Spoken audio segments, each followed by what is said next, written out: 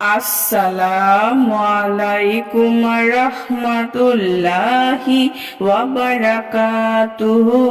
সুপ্রিয় সম্মানিত দর্শক ও শ্রোতা, আশা করি মহান রব্বুল আলামিনের দয়ায় আপনারা সকলেই ভালো আছেন। সুপ্রিয় সম্মানিত দর্শক ও শ্রোতা, আজকে হযরত আবু হুরায়রা রাদিয়াল্লাহু তাআলা আনহু থেকে একটি ঘটনা বর্ণনা করব। ঘটনার শিরোনাম হচ্ছে ইরানি নারীর ঘটনা। সুপ্রিয় সম্মানিত দর্শক ও শ্রোতা, আপনাদের নিকট অনুরোধ থাকবে ঘটনাটি শেষ পর্যন্ত শোনার। আবু মাইমুনা রাদিয়াল্লাহু তাআলা আনহু বলেন, একদা আমি হযরত আবু হুরাইরা রাদিয়াল্লাহু তাআলা আনহুর নিকট বসা ছিলাম। এই সময় এক ইরানি নারী এলো, সাথে একটি ছেলে। ওই নারীকে তার স্বামী তালাক প্রদান করেছিল। সে ফার্সি ভাষায় বলল, আমার স্বামী আমাকে তালাক প্রদান করেছে, এখন সে আমার ছেলেও নিয়ে যেতে চায়। আবু হুরায়রা রাদিয়াল্লাহু তাআলা আনহু ফার্সি ভাষায় বললেন, তোমরা দুজন লটারি দাও। ওই সময় ওই ছেলের পিতা এলো। সে বলল, আমার পুত্রের উপর কে অধিকার ফেলতে পারে? আবু হুরাইরা রাদিয়াল্লাহু তাআলা আনহু বললেন, আমি এই ফায়সালা একটি ঘটনার আলোকে করছি। একদা আল্লাহর রাসূল সাল্লাল্লাহু আলাইহি ওয়াসাল্লামের নিকট এক নারী এলো, সেখানে আমি উপস্থিত ছিলাম।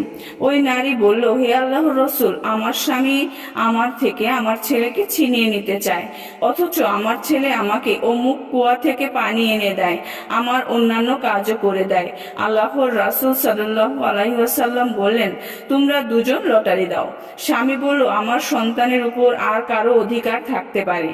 আল্লাহর রাসূল সাল্লাল্লাহু আলাইহি ওয়াসাল্লাম ছেলেকে বললেন, এ হচ্ছে তোমার মাতা আর এ হচ্ছে তোমার পিতা, তুমি যার হাত ধরবে চাও ধরো। ছেলেটি মায়ের হাত ধরল, মা তাকে নিয়ে চলে গেল। এসব কথা হযরত আবু হুরায়রা রাদিয়াল্লাহু তাআলা আনহু ফার্সি ভাষায় বলেছিলেন।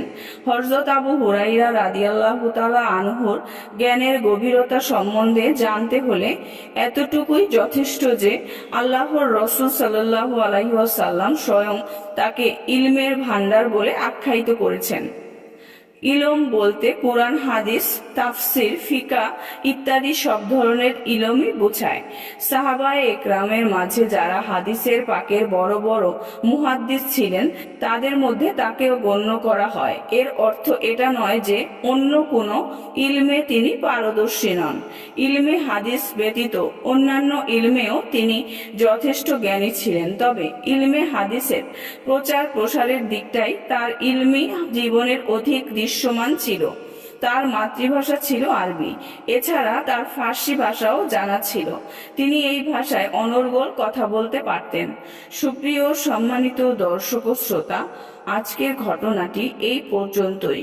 ঘটনাটি যদি ভালো লেগে থাকে অবশ্যই চ্যানেলটি সাবস্ক্রাইব করবেন, লাইক করবেন, কমেন্ট করবেন এবং বেশি বেশি শেয়ার করে দিবেন। সবাই ভালো থাকবেন। আল্লাহ হাফেজ।